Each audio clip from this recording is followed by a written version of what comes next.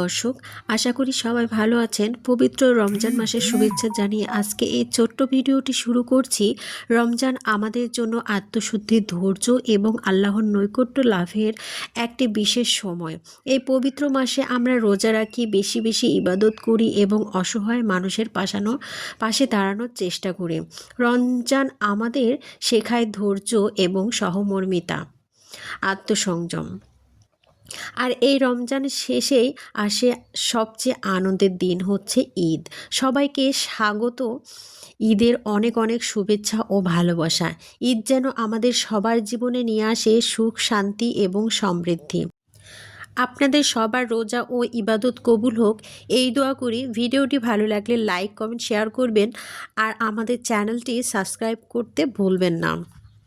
আমি আরজু, আর আজ আমি নিয়ে এসেছি ছোট্ট একটি ব্লগ ভিডিও। আশা করি আমার ছোট্ট প্রচেষ্টা আপনাদের কাছে ভালো লাগবে। এখন হচ্ছে রোজার মাস, আর রোজার মাসে আমাদের ঘুম থেকে উঠতে উঠতে দেরি হয়ে যায়। সেহরি খাওয়ার পরে নামাজ পড়ে যখন আবার ঘুমিয়ে পড়ি, তখন কিন্তু একটু উঠতে 9টা 10টায় বেজে যায়। তখন কাজ করতে কিন্তু একটু হিমশিম খেয়ে যায় আমরা। যাই হোক, ঘুম থেকে উঠেই আমি একটু প্রকৃতির দিকে তাকিয়ে থাকি, যাতে আমার মনটা অনেক ভালো হয়ে যায়। জানালা থেকে দেখি এবং বারান্দা থেকে দাঁড়িয়ে থাকি আর ফুলের গাছে পানি দিই। ফুল গাছে পানি দিয়েছি, অনেক দিন থেকে ফুল গাছের যত্ন নেওয়া হয় না, আর বাসায় তেমনটা আমি ছিলামও না। আর এখান থেকে আমরা চলে গিয়েছি অন্য জায়গায়, সেজন্য আমরা এখানে আবার বেড়াতে এসেছি। আর সেজন্যই বাসায় তেমন কিছু নেই। এখানে আমি ঝাড়ু দেব। আর রুমটা দেখেন কি অবস্থা করে রেখেছে আমার ছেলেরা। রুমের অবস্থা খুবই খারাপ করে রেখেছে। সকালে ঘুম থেকে উঠে দেখি একদম, তারা তো পড়াশোনা করে নাই, মনে হচ্ছে যে সব বইগুলো ছিঁড়ে একদম গাদা গাদা করে রেখেছে। যাই হোক, কিছুই করার নেই, ছেলে মেয়েদের স্বাধীনতা দিতে হবে তাদের, আর তাদের পাশাপাশি কাজও শেখাতে হবে। আমি কিন্তু মাঝে মধ্যে কাজও করিয়ে নিই তাদের কাছ থেকে, যে এই তোমরা নষ্ট করেছো আর তোমরা একটু পরিষ্কার করো। মাঝে মধ্যে করে, তারপরও মাঝে মধ্যে বাচ্চা ছেলেরা তো করতে চায় না। যাই হোক, বাড়ির সমস্ত কাজ আমি করে নিচ্ছি।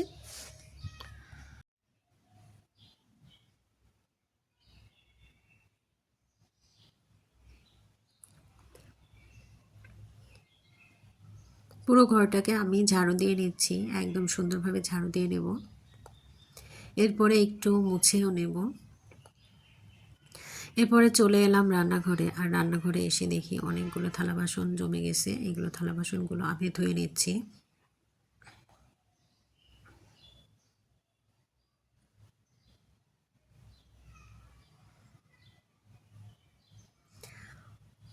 নিজের কাজ নিজে করাটাই ভালো আমার মনে হয়। আসলে আমি অনেক দিন যাবৎ মহিলা রেখেছিলাম, কাজের বুয়া, ঠিক আছে, কিন্তু কাজ আমার কাছে পছন্দ হয় না। আমার মনে হয় নিজের কাজ নিজে করাই ভালো, আর সেজন্য আমি নিজের কাজ সবসময় নিজেই করি। আমার সবার কাজ আসলে পছন্দ হয় না, আর সেজন্য আমি চেষ্টা করি নিজে নিজেই কাজ করার জন্য।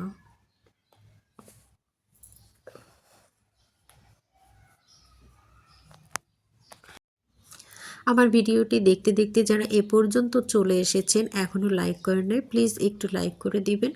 এবং যারা নতুন চ্যানেলে চলে এসেছেন, চ্যানেলটি সাবস্ক্রাইব করে পাশে থাকবেন।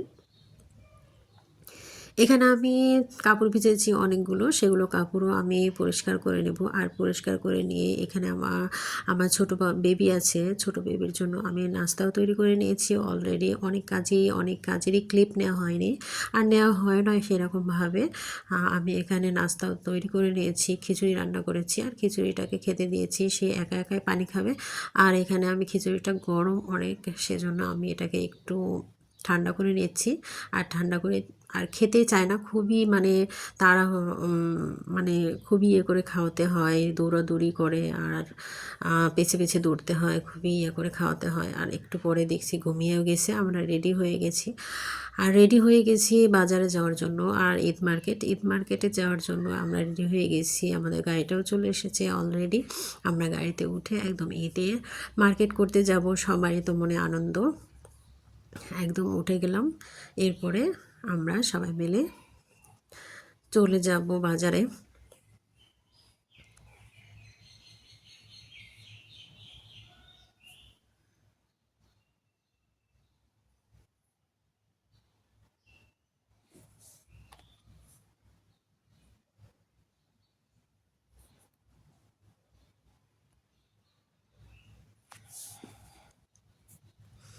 আর ঈদের মার্কেট এখানে হচ্ছে সিরাজগঞ্জ উল্লাপাড়া এখানে কিন্তু ছিট কাপড়ের দোকানটাই বেশি।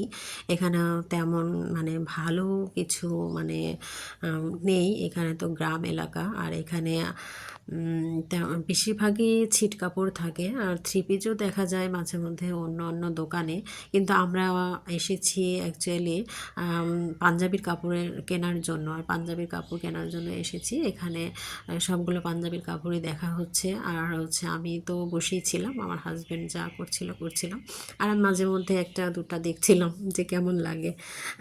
যাই হোক, আমি মাঝে মধ্যে একটু ভিডিও বানিয়েছিলাম।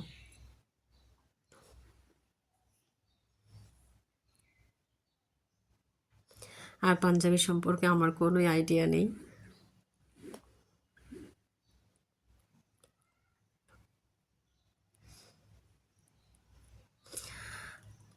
পাঞ্জাবি নেওয়া হয়ে গিয়েছে, অনেকগুলো নেওয়া হয়েছে। তারপরে হচ্ছে এখানে আমরা চলে এসেছি আর একটা বাইরের দোকানে, যেখানে বাইরে অনেকগুলো দোকান আছে, আর সেগুলোতে অনেক সুন্দর সুন্দর কম দামের জিনিস পাওয়া যায়।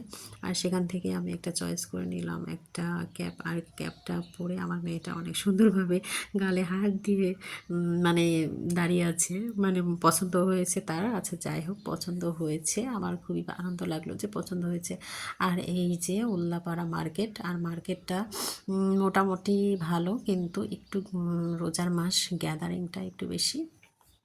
আর এখানে যত কাপড় চোপড়ের মানে এখানে হচ্ছে কাপড়ের ইয়াটাই বেশি, অন্যান্য জিনিসের তুলনায় কাপড়টাই বেশি এখানে, মেয়ে মানুষের কাপড়টাই বেশি। আর বাচ্চাদের কাপড়গুলো দেখতে অনেক অনেক অনেক সুন্দর, মনে হচ্ছে যে কাপড়গুলো সবগুলোই আমি নিয়ে চলে যাই।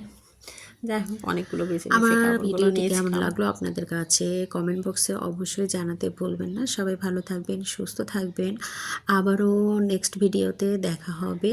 সেই পর্যন্ত সবাই ভালো থাকবেন। আল্লাহ হাফেজ।